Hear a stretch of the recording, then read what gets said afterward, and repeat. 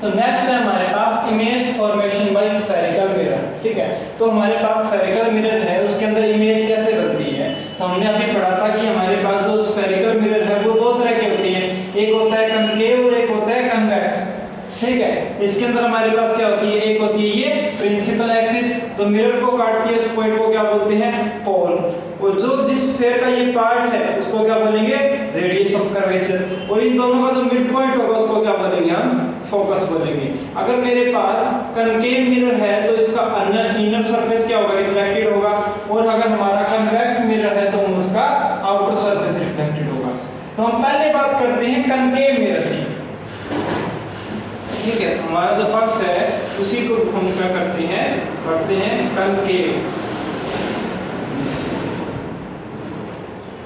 तो concave mirror में image कैसे फॉर्म होगी उसके लिए हमारे पास कुछ रूल्स हैं, और उस रूल्स के अंदर हमारे पास जो पहला रूल आता है वो कहता है कि जब भी हमारी कोई लाइट पैरेलल आती है प्रिंसिपल एक्सिस के साथ, जब भी मेरी कोई लाइट पैरेलल आती है प्रिंसिपल एक्सिस के साथ, तो वो रिफ्लेक्ट होने के बाद हमेशा फोकस में से पास होगी। ये रूल है कि हमारी कोई भी लाइट अगर प्रिंसिपल एक्सिस के पैरेलल आ रही है तो वो हमेशा क्या होगी, फोकस में से पास होगी, इस प्रकार से। ठीक है, पहला रूल तो हमारा क्या कहता है, ये वाला। फिर कहता है दूसरा रूल कि अगर मेरे पास लाइन आ रही है और वो फोकस में से पास हो रही है, वो लाइन क्या हो रही है, फोकस में से पास हो रही है, इस प्रकार से ये हमारे क्या है, पोल, फोकस और रेडियस ऑफ कर्वेचर, जिसको हम सी से भी लिख सकते हैं। तो अगर मेरी कोई लाइट है वो अगर फोकस में से पास होके जा रही है तो वो रिफ्लेक्ट होने के बाद पैरेलल हो जाएगी प्रिंसिपल एक्सिस के। ये इसका जस्ट अपोजिट नहीं है कि अगर पैरेलल आ रही है तो वो फोकस में से पास हो जाएगी, और अगर फोकस में से पास हो रही है तो वो पैरेलल हो जाएगी प्रिंसिपल एक्सिस के। ठीक है, तो ये हमारा सेकंड रूल है। थर्ड रूल हमारा क्या कहता है कि अगर मेरी कोई लाइट है वो पोल से जाके टकराती है इस पोल के ऊपर, तो अगर कोई लाइट है अगर वो पोल के ऊपर जाके टकराती है तो वो यहाँ से क्या हो जाएगी, रिफ्लेक्ट तो होगी, यानी कि हमारा जहाँ पे जो एंगल बनेगा नॉर्मल के साथ एंगल ऑफ इंसिडेंस वो किसके बराबर होगा, एंगल ऑफ रिफ्लेक्शन के बराबर होगा, यानी कि जिस एंगल पे जाके टकराई है उसी एंगल पे जाके क्या हो जाएगी, वापस। तो फोर्थ रूल क्या कहता है कि हमारी जब भी कोई लाइन सेंटर ऑफ कर्वेचर से पास होती है, जब हमारी कोई लाइट रे आएगी वो सेंटर ऑफ कर्वेचर से पास हो जाएगी तो वो टकरा के उसी पाथ के ऊपर क्या आ जाएगी, वापस आ जाएगी। अगर इस लाइट डायरेक्शन में गई है तो वो टकरा के क्या हो जाएगी, उसी पाथ के ऊपर वापस आ जाएगी। तो ये हमारे रूल्स है कनकेव मिरर के अंदर। ठीक है, अब बात करते हैं हम इमेज फॉर्मेशन। ठीक है, तो इमेज फॉर्मेशन में अभी हमें बताया कि हमारे पास ये हमारे पास क्या है, कोई कहीं कनकेव मिरर है।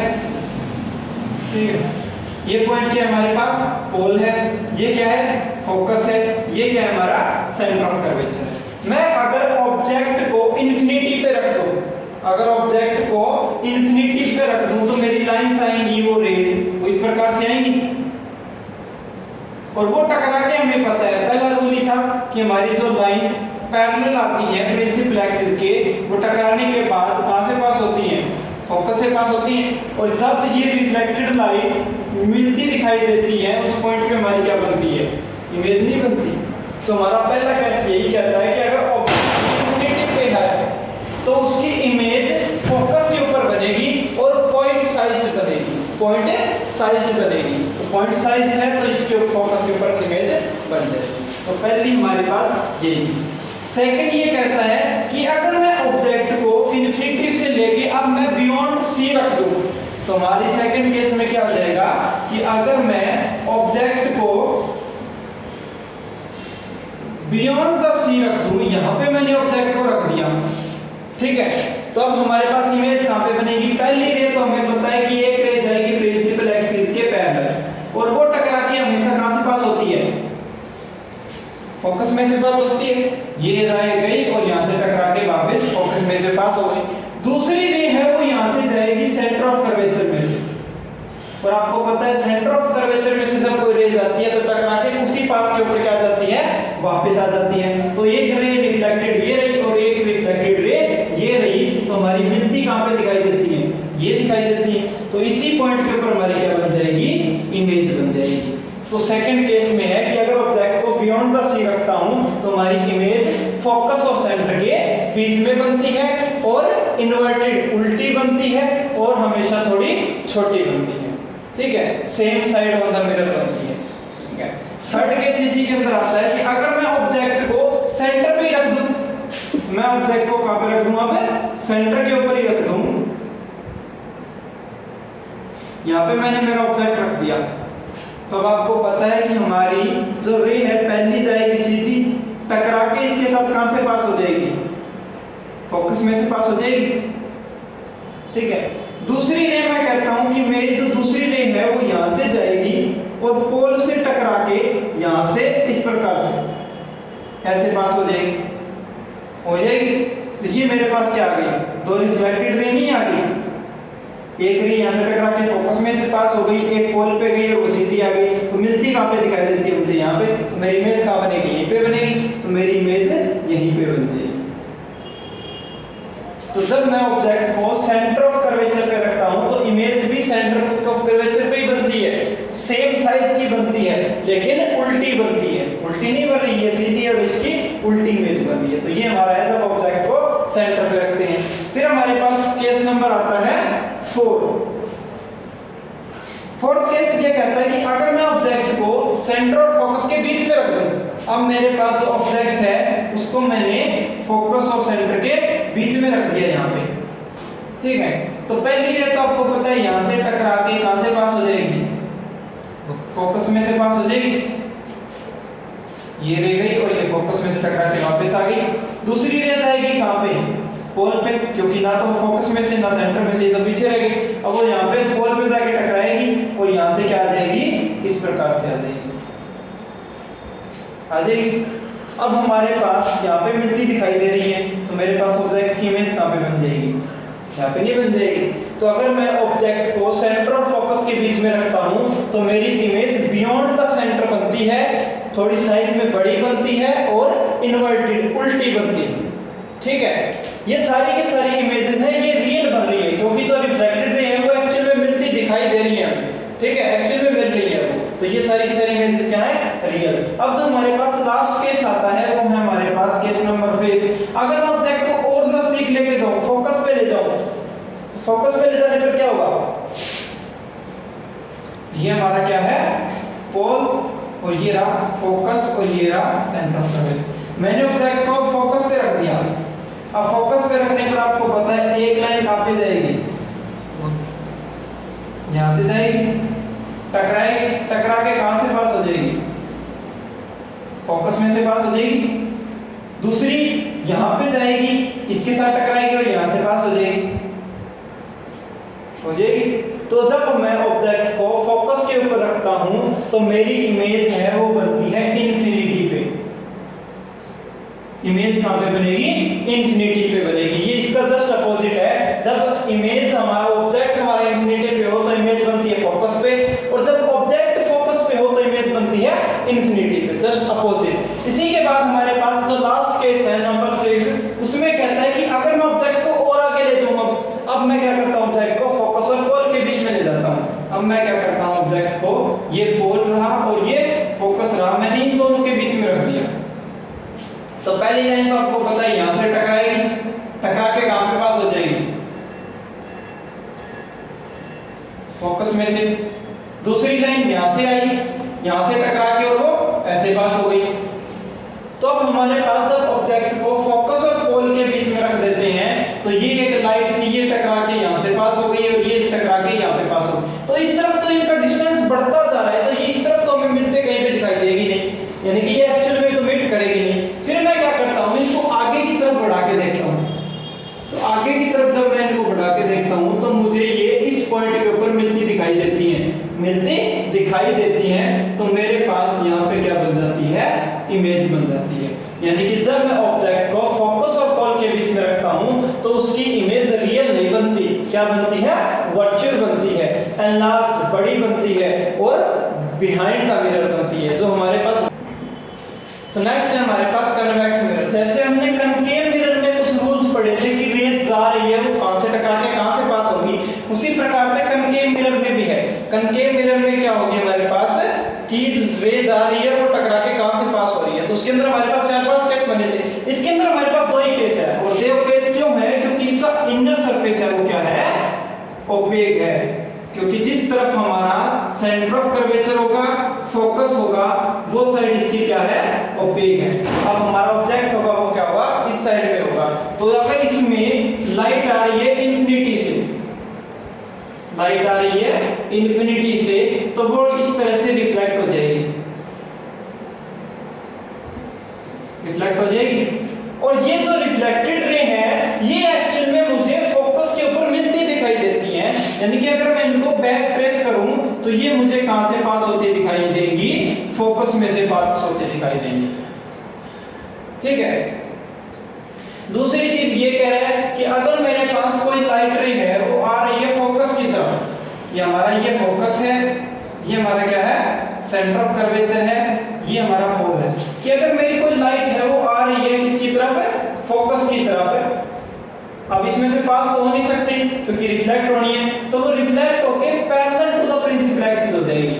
सेम वही रूल जो हम पहले पढ़ रहे थे कि अगर कोई पैरेलल आ रही है तो वो फोकस में से पास होती दिखाई देगी, अगर वो फोकस में जाती दिखाई दे रही है तो वो पैरेलल टू प्रिंसिपल एक्सिस हो जाएगी। ठीक है। तो ये हमारे पास क्या हो जाएगी? इस प्रकार से रूल होगा। अब इसी के अंदर हमारे पास 2 ही तरह की इमेज बनती हैं, और वो 2 तरह की इमेज किस प्रकार से बनेगी? पहला केस तो यही है सेम कि अगर हमारा ऑब्जेक्ट इन्फिनिटी पे हो तो उसकी जो लाइट रेज आएंगी वो पैरेलल टू प्रिंसिपल एक्सिस आएंगी, वो हमारे पास यहाँ से रिफ्लेक्ट होके ऐसे पास हो गई, तो मेरी जो बैक ट्रेस करूंगा तो मुझे फोकस के ऊपर मिलती दिखाई देगी। तो हमारी इमेज कहां पे बनेगी? फोकस पे। When object is placed at infinity, the image is formed at focus. Focus पे इमेज बनेगी। अब ये इमेज रियल नहीं है, कैसी है? वर्चुअल है, पॉइंट साइज्ड है। क्या है? पॉइंट साइज्ड है। तो हमारे पास पहला केस तो दोस्त ये। तो कन्वेक्स मिरर में हमारा जो सेकंड पार्ट है उसके अंदर हमारे पास क्या है कि हमारा जो अब ऑब्जेक्ट है उसको इन्फिनिटी की बजाय उसको उस मिरर के नजदीक ला के रख दिया मैंने। ठीक है। तो ये हमारा पोल रहा, ये हमारे पास रहा फोकस, और ये हमारे पास रहा सेंटर ऑफ कर्वेचर। तो पहला रूल तो हमने पढ़ा था कि अगर कोई लाइन पैरेलल जाती है प्रिंसिपल एक्सिस के तो वो रिफ्लेक्ट हो जाती है, और जब उसको हम बैक ट्रेस करते हैं तो वो हमें कहां से पास होती दिखाई देती है? फोकस में से। दूसरा कहता है कि अगर मेरे पास लाइट रेज आ रही है सेंटर ऑफ कर्वेचर में, सेंटर ऑफ कर्वेचर में आपको पता है जब कोई लाइट सेंटर ऑफ कर्वेचर से पास होती है तो वो उसी पाथ के ऊपर वापस आ जाती है। अगर ये इस पाथ के ऊपर जा रही है तो इसी पाथ के ऊपर क्या आ जाएगी? वापस आ जाएगी। ये लाइट यहाँ से रिफ्लेक्ट होकर वापस यहाँ से निकलेगी। लेकिन इनको अगर मैं बैक ट्रेस करता हूँ तो मुझे यहाँ पे मिलती दिखाई नहीं दे रही, तो ये यहाँ पे जो मिलती दिखाई देती है वहीं पे हमारी क्या बनती है? इमेज बनती है। तो सेकंड केस में हमारे पास यही है कि अगर हम ऑब्जेक्ट को कन्वेक्स मिरर के सामने रख देंगे तो मेरी इमेज है वो पोल और फोकस के बीच में बनेगी, छोटी बनेगी और इरेक्ट बनेगी। रियल नहीं है, कैसी बनेगी? वर्चुअल बनेगी। तो ये हमारी क्या थी? Image formation by convex mirror. तो नेक्स्ट है हमारे पास sign convention and mirror formula. अभी हमने पढ़ा कि हमारा जो मिरर है स्फेरिकल, उसके अंदर ये प्रिंसिपल एक्सिस है, ये पोल है, ये हमारे पास क्या है? फोकस है, और ये हमारे पास क्या है? सेंटर ऑफ कर्वेचर है। तो अगर मैं यहाँ पे ऑब्जेक्ट रख रहा हूँ तो कुछ ऑब्जेक्ट की दूरी होगी, कुछ हमारे पास क्या होती है? इमेज बनती है, तो उस इमेज की कुछ दूरी होगी। तो अगर मैं यहाँ पे क्या रख देता हूँ? ऑब्जेक्ट को रख देता हूँ, तो उसका जो डिस्टेंस है वो कहाँ से मेजर करेंगे? तो हमारा जो सारे के सारे डिस्टेंस होते हैं वो हमेशा कहाँ से मेजर होते हैं?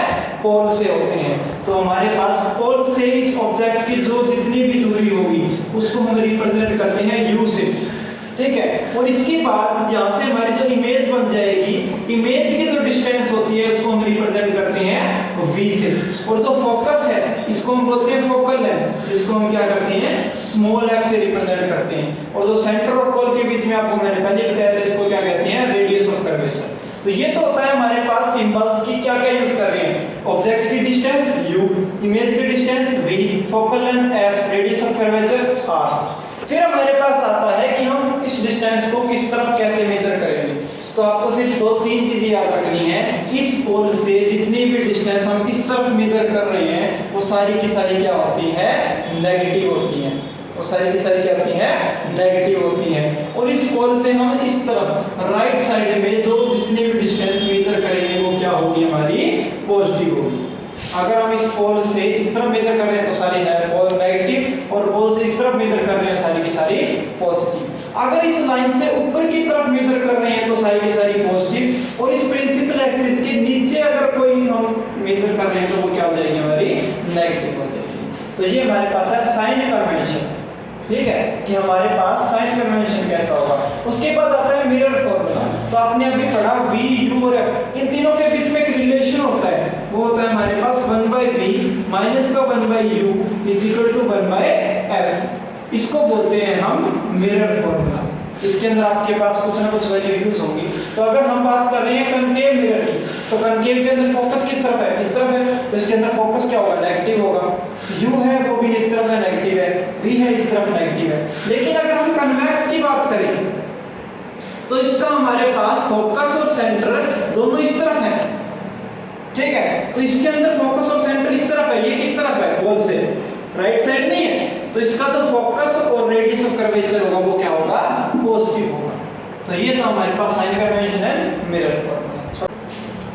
तो हमारे पास जो मैग्निफिकेशन होता है, मैग्निफिकेशन क्या होता है कि ये बताता है कि हमारी जो इमेज बनी है वो ऑब्जेक्ट के मुकाबले में कितनी बड़ी है या कितनी छोटी है। तो मैग्निफिकेशन को हम m से रिप्रेजेंट करते हैं, जो हमारे पास क्या होता है कि हाइट ऑफ इमेज कितनी है डिवाइड में हाइट ऑफ ऑब्जेक्ट कितना है। इन दोनों के रेशियो को क्या बोलते हैं, हम मैग्निफिकेशन बोलते हैं। और इसी की वैल्यू को हम क्या लिख सकते हैं, माइनस का V/U लिख सकते हैं। V क्या है, इमेज की डिस्टेंस, की इमेज कितनी